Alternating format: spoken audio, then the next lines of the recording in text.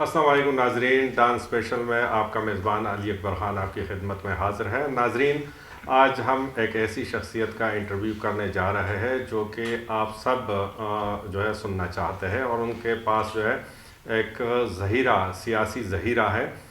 جی، ہم بات کریں گے سابق وفاقی وزیر اور وزیر اعلیٰ خیبر پختونخوا بھی رہ چکے ہیں، اور سیاست کے کافی اتار چڑھاؤ انہوں نے اپنی تقریباً 4 دہائیوں پر مشتمل سفر میں دیکھے ہیں۔ پرویز خٹک صاحب کی ہم بات کر رہے ہیں۔ آج ہمارے ساتھ پرویز خٹک صاحب موجود ہیں۔ السلام علیکم سر۔ وعلیکم السلام۔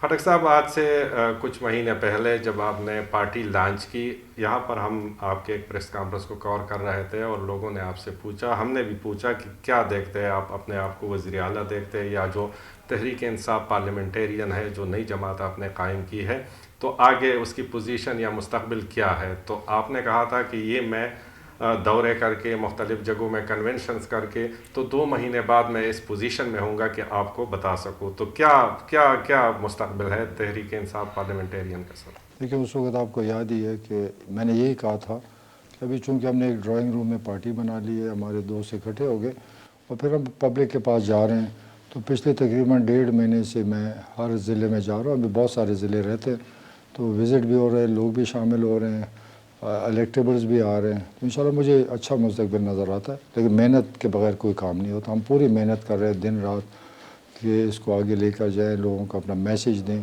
وہ سارا پروگرام چل رہا ہے، انشاءاللہ مجھے یقین ہے کہ ہم اس کو آگے لے کر جائیں گے۔ خٹک صاحب، تقریباً 4 دہائیوں سے آپ سیاست میں ہیں، اور ماشاءاللہ سے آپ کی جو مارکیٹ ہے سیاست میں، وہ دن بدن اس میں اضافہ ہوتا جا رہا ہے۔ اگر ہم دیکھیں تو آج سے 10 سال پہلے بھی آپ کو کافی پذیرائی مل رہی تھی، اور جس جماعت میں بھی آپ گئے تو کافی آپ نے اپنا وزن جو ہے وہ اس میں ڈال دیا ہے۔ آج بھی ماشاءاللہ سے وہ قائم و دائم ہے، بلکہ آپ نے ایک سیاسی جماعت جو ہے، نئی سیاسی جماعت جو ہے وہ بنائی ہے۔ اس کی وجہ کیا ہے؟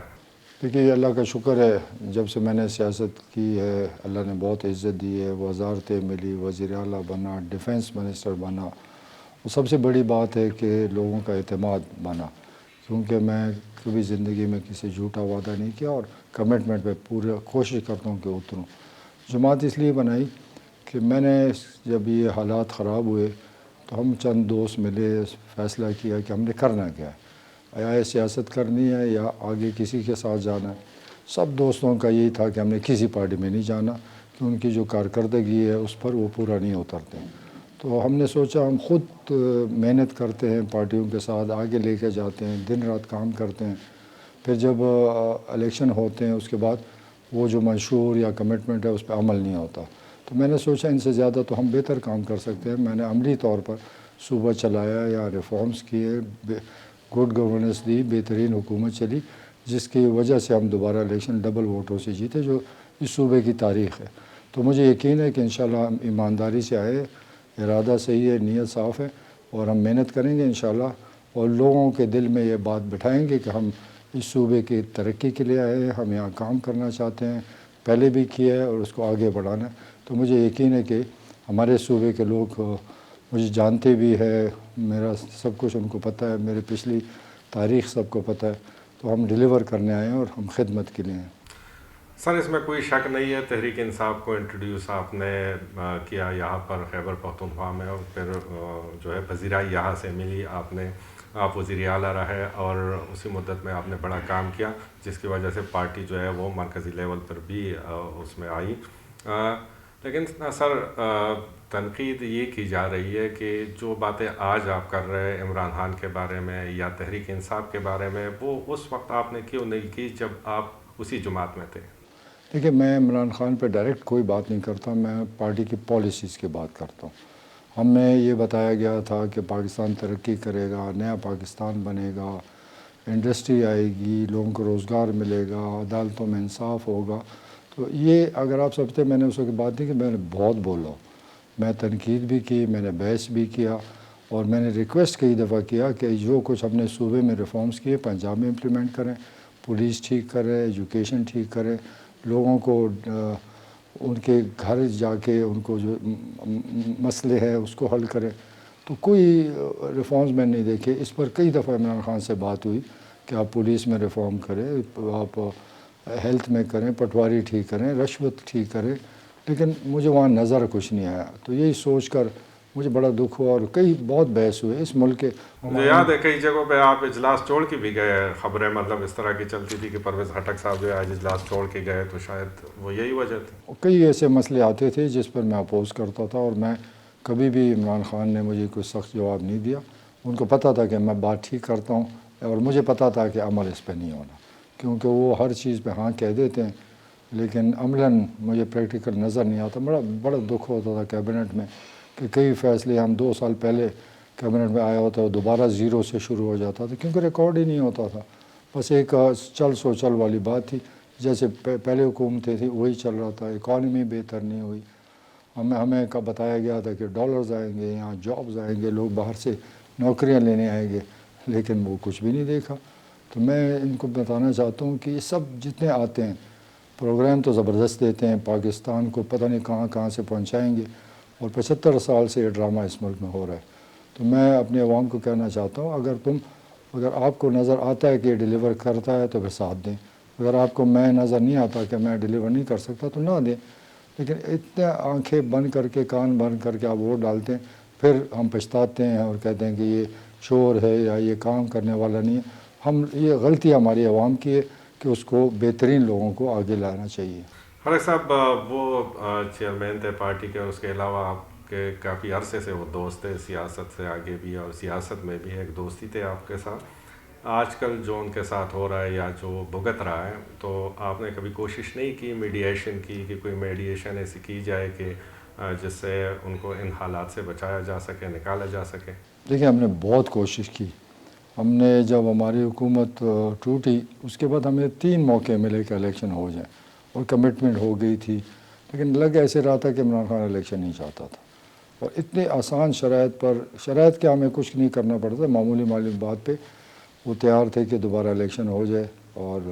لیکن جب بھی ہم عمران خان کے ساتھ بیٹھے وہ انکاری ہو گئے تھے، اور سارا کچھ میں اس میں بیچ میں تھا. جنرل باجوہ کے ساتھ ساری بات چیت میں کرتا تھا، اور لیکن جب بھی ہم واپس آتے تھے تو عمران خان انکاری ہو جاتا تھا. اس وجہ سے وہ اعتماد جو آپس میں تھا وہ ٹوٹ گیا، اور انہوں نے ہینڈز اپ کر دیا کہ بس اب بہت ہوگی، ہم اور نہیں کر سکتے. پاکستان میں سیاست کی یہ روایت رہی ہے کہ جو بھی حکومت میں آیا ہے تو نیکسٹ سیٹ اپ میں وہ یا جلاوطن ہو گیا یا کوئی ڈیل کے تحت وہ باہر گیا ہوا ہے. تو اس بار یہ جو سچویشن میں اس میں آپ کیا دیکھتے ہیں کہ عمران خان کے ساتھ ڈیل کی جا سکتی ہے؟ لیکن مجھے تو نہیں پتہ، کیسز بڑے خطرناک ہیں عدالت میں، اور میں خود ایک کیس میں ہم کیبنٹ ممبر تھے، ہم بھی گئے. سائفر کا جو مسئلہ ہے وہ بہت بڑا مسئلہ ہے، اور پھر یہ جو 190 ملین پاؤنڈز ہے وہ بہت بڑا مسئلہ ہے.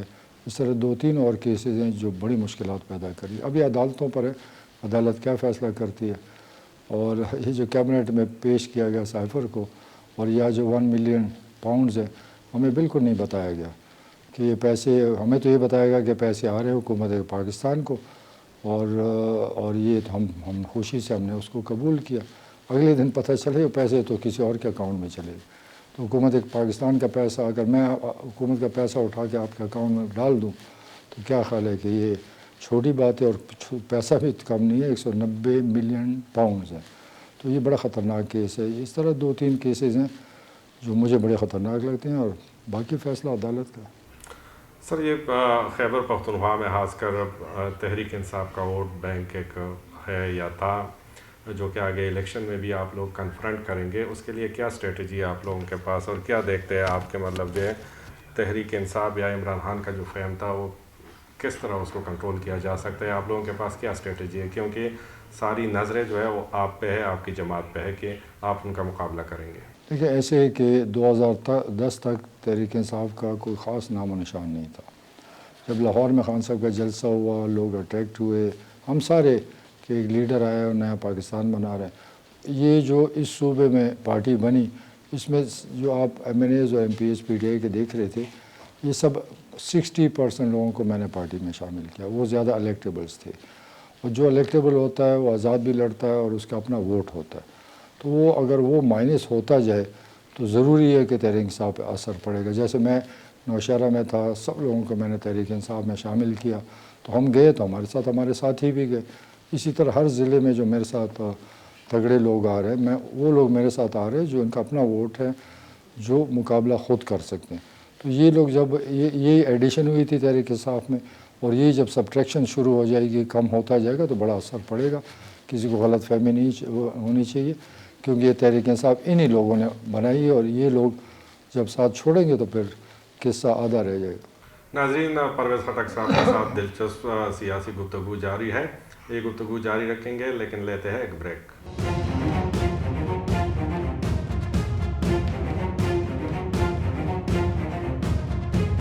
ویلکم بیک ناظرین, پرویز خٹک صاحب کے ساتھ گفتگو جاری ہے.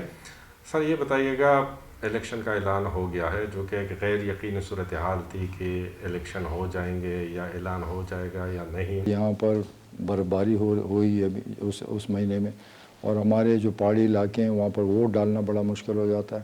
پھر ہمارے جو لوگ یہ پہاڑوں میں رہتے ہیں, جب برفباری ہوتی ہے, ٹھنڈ ہوتی ہے, یہ نیچے شہروں میں آتے ہیں, تو ان کو ووٹ ڈلوانے کے لیے جانا بہت بڑا مشکل ہے. پھر دوسرا مسئلہ ادھر امن امان کا ہے. آج کل اس صوبے میں امن امان بہت خراب ہے, دہشت گردی ہے, اور کنٹرول سے باہر نکلتی جا رہی ہے. کوشش تو ہو رہی ہے, لیکن ایسے حالات میں کیمپین کرنا بڑا مشکل کام ہے. پہلے جب ہم الیکشن دیکھتے تھے بحیثیت ایک سیاسی جرنلسٹ, مطلب الیکشن سے پہلے ایک ماحول ہوتا تھا, ایک فضا بنتی تھی جو کہ دیکھنے میں نہیں آ رہی ہے. اور دوسری بات یہ کہ اس وقت جو ہے کوئی بھی ایک سیاسی جماعت جو ہے وہ دوسرے کو برداشت کرنے یا اس پر اعتماد کرنے وہ نہیں دکھ رہا. ایسا کیوں ہے؟ دیکھیں, یہ بد اعتمادی اس لیے کہ ہر ایک وقتاً فوقتاً انہوں نے ایک دوسرے کے ساتھ دھوکے کیے, کبھی ساتھ کبھی الگ. تو اس سیاسی پارٹی بڑے مشکل سے کہ منشور الگ ہوتا ہے, راستے الگ ہیں, ساتھ چلنا بڑا مشکل. کچھ ایڈجسٹمنٹ ہو جاتی ہے, لیکن سیاسی پارٹیوں کو اکٹھا اپوزیشن میں رکھنا بڑا مشکل ہے. گورنمنٹ میں پھر بھی وہ بارگین ہو جاتی ہے, ایک اتحادی گورنمنٹ بن جاتی ہے. لیکن اپوزیشن میں اگر آپ خاموش رہیں گے اور دوسرے کی غلطیاں نہیں بتائیں گے, تو پھر تقریر میں کیا بات کریں گے, صفتیں تو نہیں کریں گے, کیونکہ مقابلہ آپس میں. خٹک صاحب, آپ کی جماعت جو ہے وہ عام انتخابات میں سولو فلائٹ کرے گی یا کسی سے جو سیاسی اتحاد کے بارے میں سوچا ہے, انتخابی اتحاد کے بارے میں؟ میں اپنا تعلق میرا سب کے ساتھ بہت اچھا ہے, اور اچھا رکھوں گا ہر پارٹی کے ساتھ. میرے رابطے بھی ہیں سب کے ساتھ, اور اتحاد کا تو میں کچھ نہیں کہہ سکتا, لیکن جگہ جگہ پر ہماری ایڈجسٹمنٹ ہو سکتی ہے ڈفرینٹ پارٹیوں کے ساتھ. تو وہ ہم اس پہ کام کر رہے ہیں, اور وقت کے ساتھ انشاءاللہ یہ فیصلہ کریں گے. یہاں خیبر پختونخوا کی میں بات کروں گا کہ یہاں پر کتنی نشستیں آپ دیکھ رہے ہیں کہ وہ ایک جماعت حاصل کرے تو جو ہے حکومت بنانے کی پوزیشن میں ہوگی. آپ کیا دیکھتے ہیں اس کو؟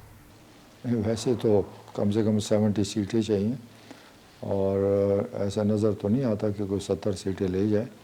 اور الیکشن کے بعد ہو سکتا ہے اتحاد ہو جائے, آزاد ممبرز آئیں گے, ڈفرینٹ پارٹیوں کے ممبرز آئیں گے, اور میرے خیال میں کولیشن گورنمنٹ بنے گی. صاحب, اس طرح کی بھی اطلاعات ہے کہ جو تحریک انصاف کے لوگ ہیں ان کا تو آپ کے ساتھ رابطہ ہے, لیکن جو اور سیاسی جماعتیں ہیں جیسے کہ مسلم لیگ نون, پیپلز پارٹی وغیرہ, تو ان کے لوگ بھی کوئی رابطہ کر رہے ہیں آپ کے ساتھ؟ آپ سمجھتے ہیں کہ آپ کے آنے والے دنوں میں ان پارٹیوں سے بھی الیکٹیبلز آ سکتے ہیں؟ میرے لیڈرشپ سے رابطہ ہے, سب کے ساتھ رابطہ ہے. یہاں جو صوبائی صدور ہیں ان سے رابطہ ہے, اور یہ مجھے نہیں پتا کون جیتے کون نہیں. جو محنت کرے گا وہ جیتے گا, جو عوام جس پر اعتماد کرے گی وہ جیتے گا. اگر وہ سچ بولے گا, لوگوں کی خدمت کرے, اللہ بھی مدد کرتا ہے, اور عوام بھی اب سمجھدار ہوگی ہے, تعلیم زیادہ ہوگی ہے, سوشل میڈیا بہت آگے نکل گیا ہے, آپ کی چینلز بھی بہت آگے ہیں. تو ایک میسیج لوگوں کے پاس جاتا ہے, تو لوگ فیصلہ کریں گے, اور مجھے امید ہے کہ لوگ خود سوچ کر فیصلہ کریں گے اور بہترین قیادت لائیں گے. ڈاکٹر صاحب, یہ جو ایک طویل سفر آپ نے کیا ہوا ہے سیاسی جو ہے, اور قومی سطح کی سیاست آپ نے کی ہے, تمام جماعتوں کے ساتھ آپ کے رابطے بھی ہیں. یہ جو پاکستان میں ہر 5 سال بعد جو بھی حکومت کرتا ہے ان پہ کیسز بنائے جاتے ہیں, یا ملک سے باہر جو ہے وہ جاتے ہیں, ڈیل کے تحت جاتے ہیں, یا جلا وطنی اختیار کرتے ہیں, یہ جو سیاست کے اندر یہ جو سیاسی مد و جزر ہے, اس کو آپ کس طرح دیکھتے ہیں؟ اس کے اثرات مطلب جو ہے ملک کے لیے اچھے ہیں یا برے؟ دیکھیں, ایسے جب آپ پرائم منسٹر بنتے ہیں یا چیف منسٹر بنتے ہیں, بہت فائلز آتی ہے, کام آتے ہیں, کہیں غلطی ہو جاتی ہے, اور کئی جان بوجھ کے اس میں اپنی کرپشن کے لیے کرتے ہیں. تو وہ جب وقت آتا ہے پھر فائلیں اس کو پھر ڈسکس کیا جاتا ہے, اور اگر اس میں قانونی کوئی مسئلہ آتا ہے تو ضروری ہے کہ اس کے خلاف ایکشن ہوگا. کئی ایسے بوگس کیسز بھی ہیں. میرے ساتھ گزرا ہوں میں, میرے پاس ملام جبا کا کیس ہوا, کیس تھا ہی نہیں, صرف ٹورزم نے ایڈورٹائز کی زمین اور فارسٹ والے نے کہا ہماری ہے, اور اسی جھگڑے پر مجھے بیچ میں ڈال دیا. میں نے کہا میرا تو کام ہی کوئی نہیں, میں کوئی فارسٹ کا کلرک یا ان کا تو نہیں ہوں. اور پھر کرتے کراتے جب ہائی کورٹ میں کیس آیا تو فیصلہ ہو گیا کہ یہ زمین جو ہے ٹورزم کی تھی, تو ٹورزم صحیح تھا اور یہ غلط کیس بنا اور مجھے بدنام کیا گیا. تو صرف اس بات پہ کہ زمین انہوں نے ایڈورٹائز کی اور مجھے کہا, میں نے کہا اس میں میری کرپشن کدھر آ گئی. سر آپ کے ایک اور جو ہے اچھے دوست اور ایک برخوردار, وہ بھی مطلب جو ہے جیل گئے ہوئے. اسد قیصر کی بات میں کر رہا ہوں اور کامران بنگش کی کر رہا ہوں. یہ جو پی ٹی آئی کے ساتھ جو کچھ ہو رہا ہے, اس کو آپ کس طرح دیکھتے ہیں؟ دیکھیں, میں نے دیکھا ہے کہ جس کے اوپر کوئی سیریس کیس نہ ہو, ٹھیک ہے گرفتاریاں ہوئی ہیں اور ہوتی ہیں, جس پہ سیریس کیس نہیں ہوگا وہ نکل آئے گا, جس پہ سیریس کیس ہوگا اس کے لیے مشکلات ہوں گی. کوئی رابطہ ہوتا ہے ان کے ساتھ؟ کوئی نہیں, رابطے میرے سب سے, میں ڈیفینس منسٹر بھی رہا ہوں, آلریڈی میرے بہت اچھے تعلق رہے ہیں اور اچھا وقت گزارا ہے. تو میرا کسی سے جھگڑا ہی کوئی نہیں. ویسے آپ 9 اور 10 مئی کے واقعات کو کس طرح آپ دیکھتے ہیں؟ سیریس دیکھتے ہیں یا نان سیریس دیکھتے ہیں؟ وہ کون سے کیٹیگری میں آپ شمار کرتے ہیں؟ وہ تو میں بھول گیا, سب سے سیریس مسئلہ وہی ہے. دیکھیں ایسے ہوا کہ میں اس وقت پارٹی کا پریزیڈنٹ تھا صوبے کا. ہمیں تو یہ بتایا گیا کہ احتجاج کے لیے نکلیں, فلانی جگہ آنا ہے, فلانی چوک میں آنا ہے. میں بھی لوگوں کو بلاتا تھا اور پرامن احتجاج کے میں ہمیشہ بات کرتا تھا اور میسیج میں بھی یہی ہوتا تھا. ہمیں اس لائن پہ لگایا گیا اور ایز اے پولیٹیکل ہم سمجھتے ہیں کہ ہمارا حق ہے, ہم احتجاج بھی کریں گے اور بعد میں. لیکن جب 9 مئی آیا اس وقت سب کو پریشانی ہوئی, کیونکہ جتنی لیڈرشپ ہے کسی سے پوچھ لو, کسی کو بھی نہیں پتہ تھا کہ 9 مئی میں ہم نے اپنے اداروں پہ حملہ کرنا ہے. وہ بڑا عجیب سا کنفیوز سا ہم ہو گئے کہ یہ تو ہمارے ایجنڈے پہ تھا ہی نہیں, کہ ہم تو جمہوری لوگ ہیں, نہ ہم لڑنے والے ہیں اور نہ ہم اپنے فوجی اداروں کے ساتھ لڑنے کے لیے آئے. ہم نے اس ملک میں کام کرنا ہے, جمہوریت لانی ہے, اس کے لیے قانونی کوشش کریں گے. اب اگر ہم اپنے فوج سے لڑنے لگ گئے تو پھر ملک میں رہ کیا جائے گا؟ وہ فوج جس نے اس ملک کو آج تک بچایا ہوا ہے ٹیررزم سے, انڈیا وہاں ہمارا دشمن بیٹھا ہے, ہر طرف ہمارے دشمن بیٹھے ہیں. اگر ان کو کمزور کیا گیا پاکستان کا رہ کیا جائے گا؟ تو میرے خیال میں یہ جو انتشار پھیلایا گیا یہ ملک کے لیے اچھا نہیں تھا. اکانومی تباہ ہو گئی, 1.5 سال میں دنیا کو اعتماد نہیں رہا کہ پولیٹیکل یہاں پر انتشار ہے تو کون انویسٹ کرے گا, کون ہماری مدد کرے گا.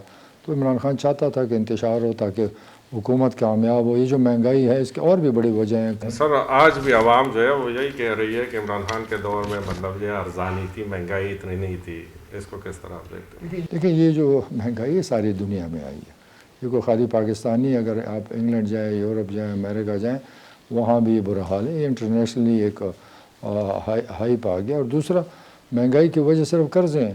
اگر ہم قرض دار نہ ہوتے, حالات نہ ہوتے, قرضے کس نے لیے؟ ایوب خان کے دور تک کوئی قرضہ نہیں تھا.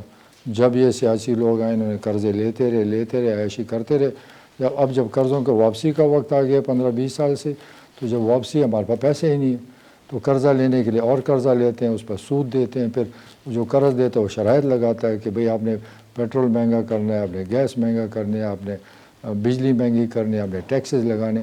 تو ہم تو اس وقت شرائط پہ چل رہے ہیں. تو یہ غلطی کس کی, مجرم کون ہے؟ یہ ساری حکومتیں مجرم. پی ٹی آئی کے وقت میں بھی قرضے لی گئے, جو عمران خان نے قسم کھائی تھی کہ میں قرضہ نہیں لوں گا. پرویز خٹک صاحب سے جو ہے گفتگو جاری رہے گی اور اس کے بعد ہم نواز شریف کی آمد پر پرویز خٹک صاحب سے بات کریں گے, لیکن لیتے ہیں ایک بریک.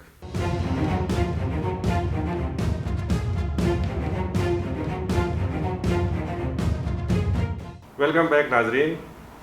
پرویز خٹک صاحب, نواز شریف آئے ہوئے, تنقید بھی کی جا رہی ہے سیاسی مخالفین کی جانب سے کہ جس طریقے سے وہ آئے. آج بھی میں اسٹیٹمنٹ دیکھ رہا تھا تو جو خورشید شاہ ہے اس کی اسٹیٹمنٹ تھی کہ نواز شریف اگر جیل جاتے تو سیاستدانوں کا خط کاٹ بڑھ جاتا. کس طرح ان کی آمد کو آپ دیکھتے ہیں اور جس طریقے سے ان کو ریسیو کیا گیا, آپ کیا کہتے ہیں اس کے؟ میں بھی اسی نظر سے دیکھتا ہوں کہ یہ طریقہ غلط تھا, ایسا ہونا نہیں چاہیے. ایک سزا یافتہ سمجھ نہیں کہ سزا یافتہ کو بیل کیسے مل گئی, سمجھ سے باہر ہے. اور یہ جو سب کچھ ہم دیکھ رہے ہیں تو کیا عوام اندھے تو نہیں ہیں؟ وہ کیسے ٹرسٹ کریں گے؟ کیونکہ لیڈر کو ایز اے لیڈر بن کے آنا چاہیے تھا اور ڈرنا نہیں چاہیے تھا. چاہے جیل ہوتا جو ہوتا, جیل کے بعد بیل ہو جاتی ہے تو مسئلہ کوئی نہیں تھا. لیکن یہ جو طریقہ ہوا ہے میرے خیال میں لوگ اس پہ خوش نہیں ہیں. سب یہی وہ چیز ہے. میں آپ سے یہی ڈسکس کروں گا. ماشاءاللہ سے آپ بڑے زیرک اور ماہر بیک وقت دونوں. یہ جیسے کہ شہباز شریف کا ہوا، جیل جا رہے تھے لیکن ڈائریکٹ وہ گئے وزیر اعظم ہاؤس. اب یہ جو آئے مطلب جو ان کو بھی جانا تھا لیکن وہ گئے جاتی عمرہ.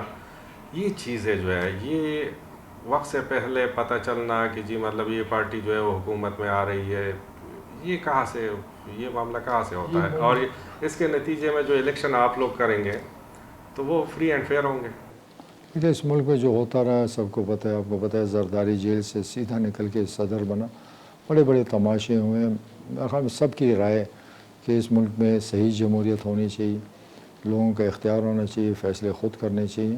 لیکن جب تک ہم پولیٹیشین مل کے بیٹھ کر یہ فیصلہ نہیں کریں گے، یہ چیز ایسے ہی چلتے رہے گی. جب ہم ایک دوسرے کی ٹانگیں کھینچیں گے، اتفاق نہیں ہوگا تو پھر کوئی اور رول کرے گا، تو پھر اعتماد نہیں، کہ ملک ہی نہیں چل سکتا. جب ملک نہیں چلتا تو پھر انٹرفیئرنس ہو جاتی ہے. اگر ہم سب اکٹھے ایک ہی پلیٹ فارم پہ ہوں، اچھی پالیسیز دیں، ملک ترقی کرے، روزگار آئے، مہنگائی کم ہو، تو کوئی انٹرفیئر نہیں کر سکتا. ایک اچھی حکومت کو کوئی نہیں گراتا، نہ گرا سکتا. جب ہم پرفارم ہی نہیں کرتے ہیں، ہم رزلٹ ہی نہیں دیتے ہیں، تو پھر نظر آتا ہے کہ یہ چیز چلنے والی نہیں ہے. آپ اور مسلم لیگ نون کا اتحاد کوئی ہو سکتا ہے آپ لوگوں کا کچھ؟ نہیں، میں نے کہا میرے تو ہیں ان کے ساتھ رابطے. اتحاد کا کوئی نہیں پتہ، لیکن بیٹھ کر بات کریں گے کہ کیا ابھی بھی کرنا ہے یا بعد میں کرنا ہے. جو بھی ہے فیصلے وقت پر ہوں گے، ابھی تو بہت ارلی ہے.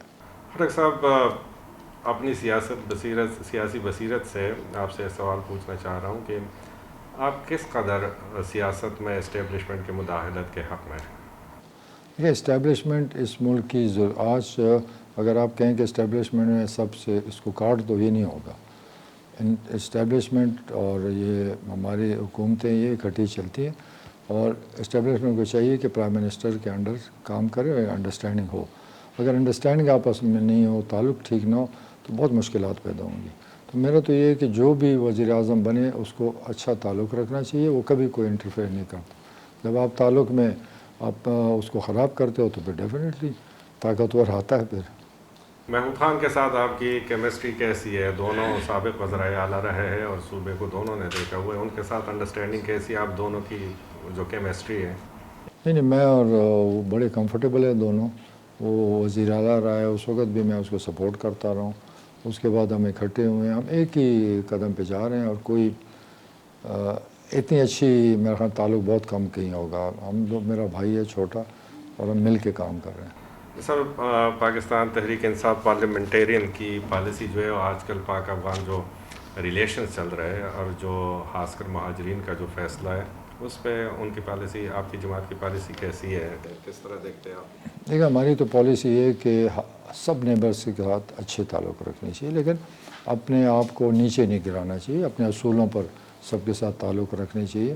اور افغانستان تو ہم پاکستانیوں نے تو افغانیوں کو بہت سپورٹ کیا. لاکھوں لوگ یہاں رہے، ہم نے ان کو اپنا مہمان بنا کے رکھا. اب یہ عجیب سی بات ہے کہ وہ لوگ جن کے پاس کچھ ہے ہی نہیں، نہ کاغذ ہے، نہ کوئی رجسٹریشن ہے، نہ اس ملک کے پاکستانی ہے، تو یہ کیسا ملک ہے جس میں کسی پر کچھ نہیں اور وہ یہاں رہے؟ میرے خیال میں یہ صحیح فیصلہ ہے. ہر ایک کو اپنے ملک جانا چاہیے. آئیں، ویزا لے کر آئیں، ہم ویلکم کریں گے. جو بھی آتا ہے ویزا لیں، آ جائیں. لیکن یہاں اب ریکارڈ ہی نہ ہو، کل کوئی کرائم ہوتا ہے تو کیا اس میں کیا پتہ چلے گا یہ کرمنل کون ہے؟ وہ بارڈر کراس کر جائے گا، کہیں پتہ ہے، نام و نشان ہی نہیں. تو یہ بڑا ضروری ہے کہ اس ملک میں جو بھی افغانی ہیں، ہمارے بھائی ہیں، رجسٹر کریں اپنے آپ کو اور اگر ویسے ملک میں آنا چاہتے ہیں تو ویزا لے کر آئیں. تو ہم تو افغانستان بغیر ویزے کے نہیں جا سکتے، بغیر کاغذوں کے کوئی نہیں جا سکتا. ہر ملک کا یہ ملک بنتے ہی تب ہے جب اس کے بعد ریکارڈ ہو. جب ریکارڈ ہی نہیں ہو تو یہی وجہ ہے کہ یہاں امن امان خراب ہے، دہشت گردی ہے. تو یہ اپنے آپ کو، اپنے ملک کو ریکارڈ ہمارے پاس ہونا چاہیے. تو میرے خیال میں یہ فیصلہ برا نہیں ہے، کسی کو برا نہیں ماننا چاہیے. اگر ہمارے پاکستانی وہاں افغانستان میں اس کے بعد پیپرز نہیں ہے، بے شک ہمارے ملک واپس بھیج دیں.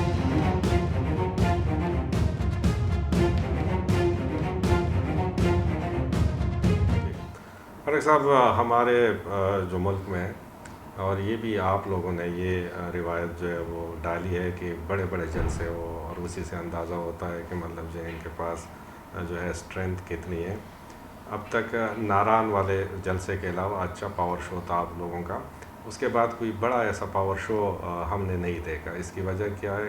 شاید نہیں، شاید آپ نے دیکھے نہیں، چترال میں بہترین ہوا، بنیر کا دیکھیں وہاں بہترین، کل میرا مردان میں ہے، سب اچھے کنونشن ہے ابھی چل رہا ڈفرینٹ ہے. ابھی تو ایک دیکھیں جب ایک پارٹی چلتی ہے اسٹیپ بائی اسٹیپ، جب بڑے جلسے ہوتے ہیں وہ جب کمپین آخر پہ آتی ہے تب جا کے بڑے جلسے ہوتے ہیں. اگر میں اپنے نوشہرہ میں کر رہا ہوں تو چھوٹے چھوٹے شمولیتیں کر رہا ہوں، کل بھی ہوئی 400-500 لوگ جمع ہوتے ہیں، پھر یہ بڑھتا جاتا ہے، قافلہ بڑھتا جاتا ہے. تو سٹارٹ یہی ہوتا ہے کہ آپ نے پارٹی کو ادھر انٹروڈیوس کرانا ہے کہ لوگوں کو پتہ چلے کہ یہ بھی کوئی پارٹی ہے، ہماری نئی پارٹی ہے، ہم اس کو انٹروڈیوس کرا رہے ہیں اور آہستہ آہستہ بڑھتا جائے گا. فاروق صاحب، آج کل تمام سیاسی جماعتیں جو نئی بنی ہوئی ہے، جو پرانی بھی ہے، ہر ایک جو ہے وہ منشور میں عجیب عجیب سے مطلب فیصلے اور وعدے کر رہے ہیں. کوئی کہہ رہا ہے میں بجلی فری دوں گا، کوئی کہہ رہا ہے میں گیس فری دوں گا.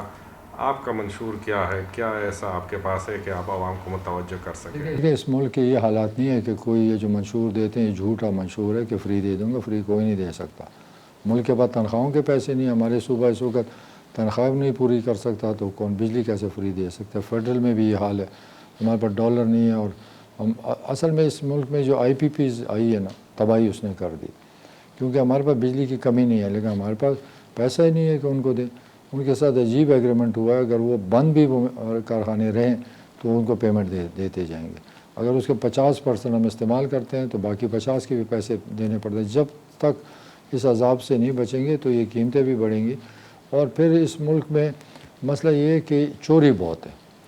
اس ملک میں میں نے ابھی جو حساب کیا ہے، جو چوری بجلی کی ہو رہی ہے وہ 30% ہے. لائن لاسز کے بغیر ہر جگہ لوگ کنڈے لگا رہے ہیں، کارخانوں میں چوری، ہر طرف چوری ہے. تو اگر اس میں چوری بھی ہو، لینڈ لاسز بھی ہو، تو بجلی کیسے سستی ہوگی اور کون سی چیز کامیاب ہوگی؟ تو یہ سب سے پہلے تو لوگوں کو خود اپنے آپ کو ٹھیک کرنا پڑے گا، حکومت کو سختی کرنی پڑے گی، تبھی جا کر ملک ٹھیک ہو. ادروائز ایز اٹ از مجھے تو کوئی فیوچر نظر نہیں آتا. اور نہ کسی پارٹی کے پاس یہ پالیسی دیکھ رہا ہوں کہ وہ کل یہاں پر انڈسٹری لگائے گا، ڈالر آئے گا، پاکستانی پیسہ بڑھے گا. کسی کے پاس پالیسی نہیں. وہی پرانے قصے کہ میں آؤں گا اور یہ کر دوں گا. یہ کچھ نہیں. یہ اگر کر سکتے تو یہ 75 سال سے تو یہی لوگ حکمران ہیں. تو یہ مجرم کون ہو گئے؟ یہی پاکستان کے مجرم ہیں. یہ مہنگائی ان کی وجہ سے، یہ قرضے انہوں نے لیے، ہمیں قرض دار کر کے اب کہتے ہیں ہم اس کو اور قرضہ لے کر بڑی خوشی مناتے کہ ہمیں آئی ایم ایف قرضہ دیتا ہے تو پھر کپڑے بھی اتارتا ہے، شرطیں بھی لگاتے کہ اب تم نے یہ کرنا ہے کہ انہوں نے اپنے پیسے واپس لینے. یہ کوئی ہمدرد ہمارے نہیں، یہ سارے سود خور ہیں اور ہم پھنس گئے ہیں سود خور کے چکر میں. سے نکلنا بڑا مشکل ہے اور ان لیڈروں کو نکالنا میں نہیں مانتا کہ نکال سکیں. دو جماعتیں ایسی ہے جو کہ کہتے ہیں کہ پہلے احتساب پھر انتخاب، اور ان کا اشارہ جو ہے آپ کی طرف ہوتا ہے، اور کل کے بھی کہتے ہیں کہ مطلب جی پرویز خٹک صاحب اپنے آپ کو احتساب کے لیے کیوں پیش نہیں کرتے. میں ان پی اور جے یو آئی کی بات کر رہا ہوں.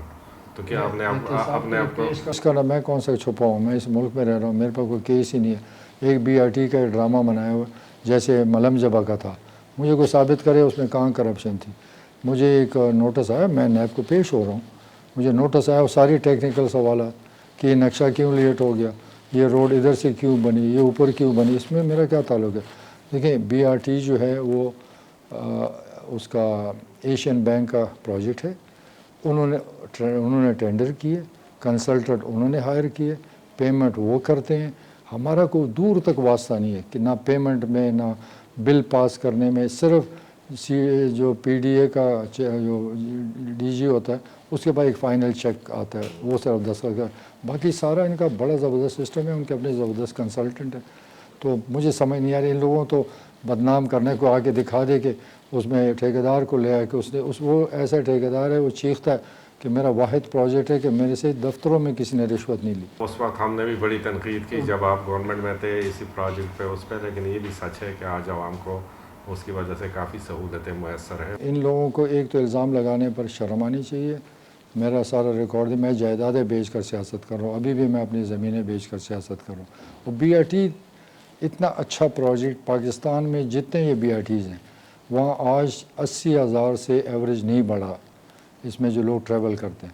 ہمارا 3 لاکھ کراس کر چکا ہے اور یہ مین ہارٹ ہے پشاور کا، جو ہزاروں سالوں سے یہ روٹ ہے جہاں اسپتال بھی ہے، کالج بھی ہے، یونیورسٹیز بھی ہے، حیات آباد تک جاتا ہے، پھر آگے باڑے تک جاتا ہے. تو یہ ایک ایسا روٹ ہے کہ اس کو لوگوں کو خوش ہونا چاہیے. اس وقت بی آر ٹی دنیا کے ٹاپ 3 بہترین 3 بی آر ٹیز میں آگے کو 200 بی آر ٹیز ہیں, ٹاپ پہ چلا گیا. ہماری جو ٹکٹنگ ہے اس وقت دنیا میں نمبر 1 پر آ چکا ہے, جو ہم نے کمپنی بنائی تھی. تو بہترین ٹکٹنگ سسٹم ہے جس میں چوری کوئی نہیں کر سکتا, دنیا میں نمبر 1 آ گیا, آپ سوچیں خود. اور بی آر ٹی اس وقت دنیا کے بہترین 3 میں آ گئے کہ سب سے زیادہ اس میں ٹریول کرتے ہیں لوگ, اور بہترین بسیز ہیں اور لوگوں کو بہترین ڈیلیوری مل رہی. خٹک صاحب, کون سا ایسا پروجیکٹ ہے جو آپ کو لگ رہا ہے کہ آپ نے اس صوبے کی خدمت کی ہے؟ وہ دیکھیں, سب سے اچھا پروجیکٹ میں سمجھتا ہوں وہ صحت کارڈ ہے جو ہم نے شروع کیا. غریبوں کا علاج مفت ہو گیا, اور پھر محمود خان نے ہر جس کے پاس شناختی کارڈ ہے اس کا علاج مفت کیا. اس سے بہتر پروجیکٹ کوئی ہو ہی نہیں سکتا. یہ ایک امداد ہے ان غریبوں کے ساتھ جو اپنا علاج نہیں کر سکتے. پھر اگر ڈیولپمنٹ میں کہیں تو یہ سوات موٹر وے جو بنی ہے, یہ پورا ملاکنڈ کھل گیا ہے, ٹورزم کھل گئی ہے, لوگوں کا کاروبار بڑھ گیا. اور ابھی چکدرا سے آگے سوات تک یہ آگے موٹر وے محمود خان نے شروع کرائی ہے, وہ بن جائے گی. اس وقت ہمیں 3 چیزیں ہیں جو بہت ضروری ہے. ایک ڈی اے خان موٹر وے بننا چاہیے, ایک چشمہ رائٹ بینک کنال جو بہت ضروری ہے ہمارے صوبے سے 5-6 لاکھ ایکڑ زمین. پھر تیسرا جو ہمارا یہ 2 تو یہ ہو گیا, اور ایک میرا پروجیکٹ ہے کہ اگر موقع ملا وہ ہے گریٹر ریل پشاور, جو پشاور, نوشہرہ, مردان, چارسدہ پورا سرکل اور ثوابی اور درگاہی ٹچ کرے گا. تو یہ سی پیک میں ہم نے اس پہ کافی کام کیا, سروے بھی ہو چکی. اور انہوں وہ کیوں لیٹ ہو گیا, اگر مجھے موقع ملا تو یہ اگر پروجیکٹ بنے گا تو چمکنی میں بس اڈا بھی شفٹ ہو گیا, وہاں بی آر ٹی بھی ہے, اور ٹرین کا بھی ادھر اڈا ہو. تو پشاور کے لیے ایک بہترین ٹرانسپورٹ سسٹم بن جائے گا جو دنیا میں کہیں نہیں ہوگا, کہ آپ ٹرین میں جانا چاہتے ہیں, بس میں جانا چاہتے ہیں, بی آر ٹی میں جانا چاہتے ہیں, تو ایک یہ زبردست ایک چیز بنے گی. انشاءاللہ موقع ملا تو ضرور کریں گے. جی خٹک صاحب, ایک بات جو ہے ذہن میں, اور جو کہ مطلب لوگ بھی کہہ رہے ہیں, وہ یہ ہے کہ جو تحریک انصاف پارلیمنٹیرین ہے تو سپورٹ حاصل ہے اسٹیبلشمنٹ کی, تو کس حد تک ہے, آپ کیا کہتے ہیں اس بارے میں؟ دیکھیے, اسٹیبلشمنٹ کے یہ جو قصہ چلتے تعلق ہیں بالکل ہیں, لیکن سپورٹ سے کچھ نہیں ہوتا. کوئی ووٹر کو جلسوں میں نہیں لا سکتا, کوئی اس کے ووٹر سے ووٹ نہیں ڈلوا سکتا کوئی. ٹھیک ہے, ایک تعلق اچھے ہیں, میرے اس کے ساتھ کوئی برے تعلق نہیں ہے. تو باقی میں اپنی محنت کر رہا ہوں, ہم نے محنت کرنی ہے, گھر گھر پہنچ رہے ہیں, ہمارے ساتھ جو لوگ جوائن کریں وہ آگے اور کام کریں, تو یہ میسیج پہنچ رہا ہے. تو اس کی وجہ سے ووٹ ہوگا. جب میرے ساتھ اچھے لوگ ہوں گے, الیکٹیبلز ہوں گے, جن کا اپنا ووٹ ہوگا, پھر مقابلہ ہوگا. باقی جو بھاگ رہے ہیں ان کا اپنا ووٹ ہی نہیں ہے, تو بھاگتے رہیں. بہت بہت شکریہ پرویز خٹک صاحب. ناظرین, بالکل اس بات میں کوئی شک نہیں ہے کہ پرویز خٹک صاحب جو ہے آج بھی ویسا ہی محنت کر رہے ہیں جیسے آج سے 3 دہائی پہلے بھی کرتے تھے, اور ان کی نئی جماعت سے کافی توقعات بھی وابستہ ہے. آگے دیکھتے ہیں کہ کیا وہ انتخابات میں کیا نتائج لے کے آتے ہیں. اجازت دیجیے, اللہ حافظ.